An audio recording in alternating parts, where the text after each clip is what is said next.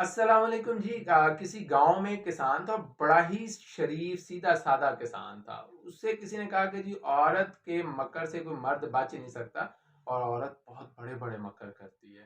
وہ سیدھا سادہ انسان تھا، وہ اپنی بیوی کے پاس گیا، اس نے فرمائش کر دی اپنی بیوی سے کہ بیگم کوئی مکر مجھے بھی کر کے دکھا، میں بھی دیکھنا چاہتا ہوں عورت کے مکر میں آخر ایسی کیا چیز ہے۔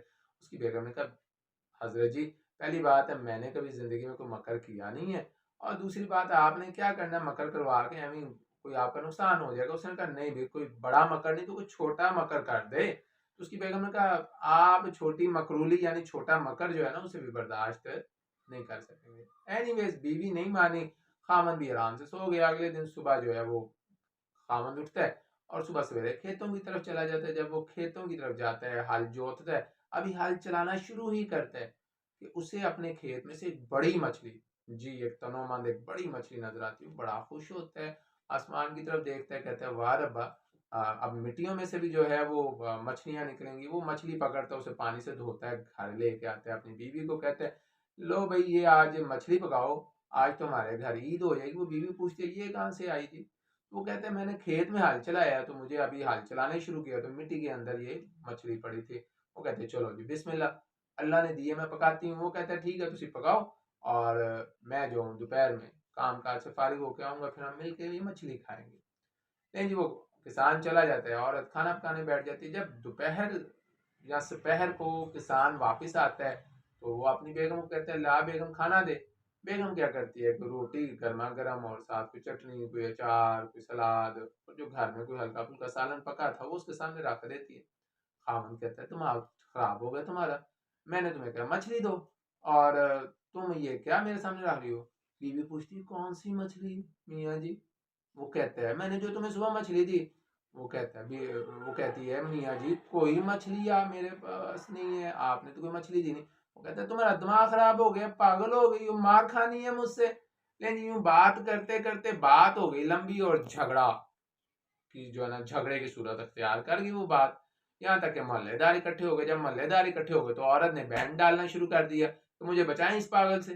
یہ پاگل کہتا ہے میں نے مچھلی لا کے دی تھی، اور نہ تو یہ مچھلی کا موسم ہے اور نہ ہی یہاں کہیں سے مچھلی ملتی ہے، پوچھیں اسے کہاں سے مچھلی لایا؟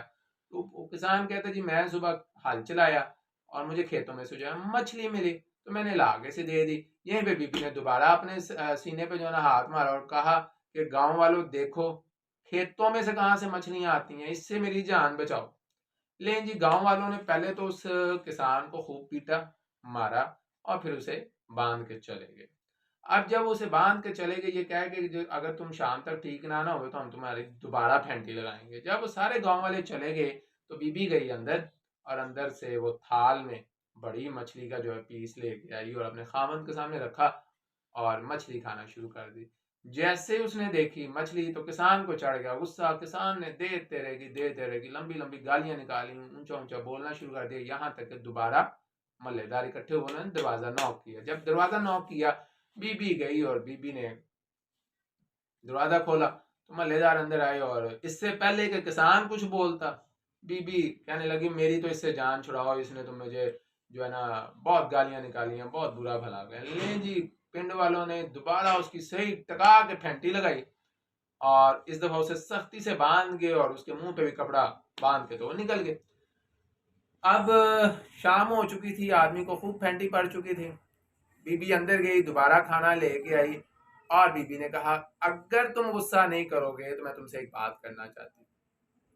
اب اس کے منہ پہ پٹی تھی، اس نے گردن ہلا کے کہا کر کیا بات کرنی ہے؟ اس نے کہا میاں جی کل آپ نے فرمائش کی تھی کہ میں آپ سے مکر کروں، یہ میں نے وہی چھوٹا سا مکرولی آپ کے ساتھ کی ہے، اور اس کا انجام آپ نے دیکھ لیا ہے کہ آپ کو آج سارا دن کتنی خواری ہوئی ہے، کتنی پھینٹی لگی ہے۔ اس لیے کوشش کیجئے گا کہ کسی عورت کو اس نہج پہ مت لے کے آئیے گا کہ وہ آپ کے ساتھ کوئی مکر کرے، مکر چھوڑ کے کوئی چھوٹی سی مکرولی کرے۔ تو یہ تھی جی آج کی ایک چھوٹی سی لوک کہانی۔ اپنا بہت سا خیال رکھیے گا، انشاءاللہ پھر آپ لوگوں سے ملاقات ہوگی۔ اللہ حافظ۔